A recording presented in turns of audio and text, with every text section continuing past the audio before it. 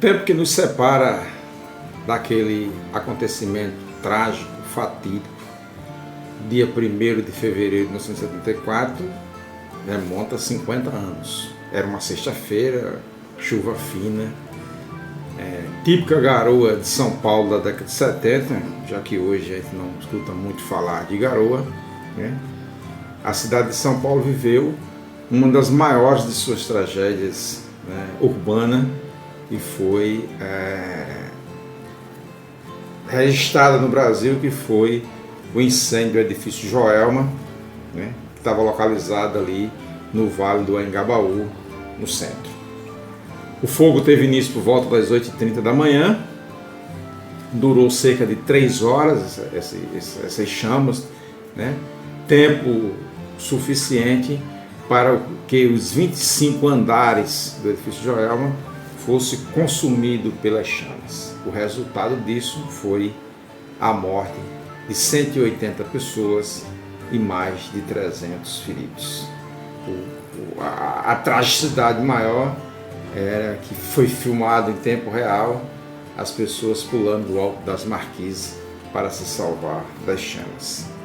O edifício Joelma era um edifício relativamente novo, né? Tinha sido concluído em 1971, portanto, 3 anos depois de sua conclusão, as pessoas já habitando, escritórios, tudo, né? O centro de São Paulo, movimentado já na década de 70, ele era bastante habitado e, em razão disso, a tragédia foi de proporções maiores. Nós tivemos outro incêndio em São Paulo também muito conhecido, do edifício Andraus, mas, guardadas as proporções, esse, depois das Torres Gêmeas, eu acho que no mundo é uma das maiores tragédias que tem ocorrido no mundo.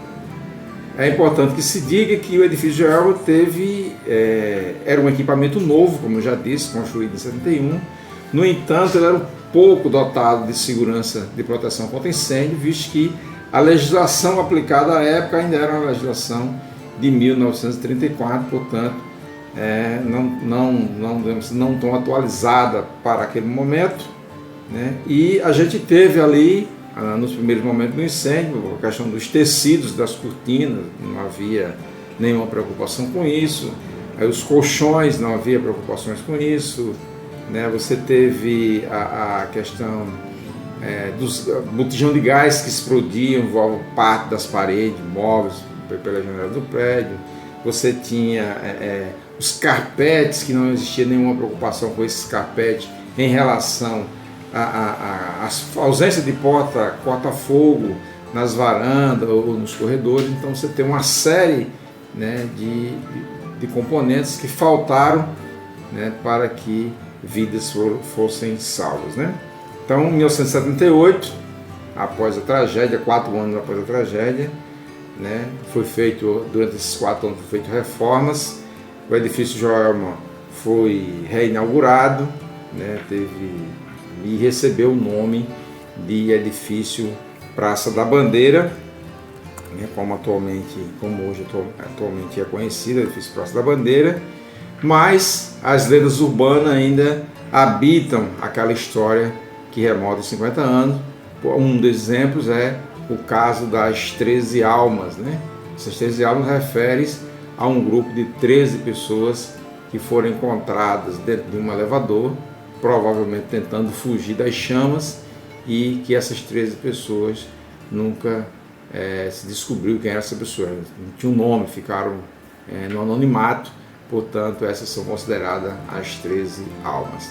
A história do edifício Joelma serviu de exemplo para a posterior se criar legislação mais apurada, se criar uma legislação que atendesse melhor esse novo modelo, né, que estava chegando às cidades, que eram os edifícios, né, os arranha-céus de maior altura. Outro caso interessante sobre o edifício Joelma é a questão das investigações. Primeiro, a condenação do engenheiro, mestre de obra, eletricista, que foram condenados civilmente ali alguns anos depois, e também foi levantado suspeita de que foi ato terrorista, né, o incêndio ocorrido ali no edifício Joelma.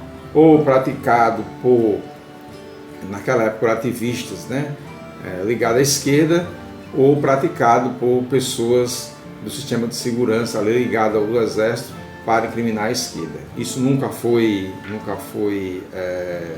provado, né? O DOI-CODE abriu uma investigação, mas se encontrou alguns vestígios, esses vestígios não foram divulgados e essas investigações foram encerradas, né? Se você gostou, deixe o seu like, seus comentários, né? E faça aqui suas observações.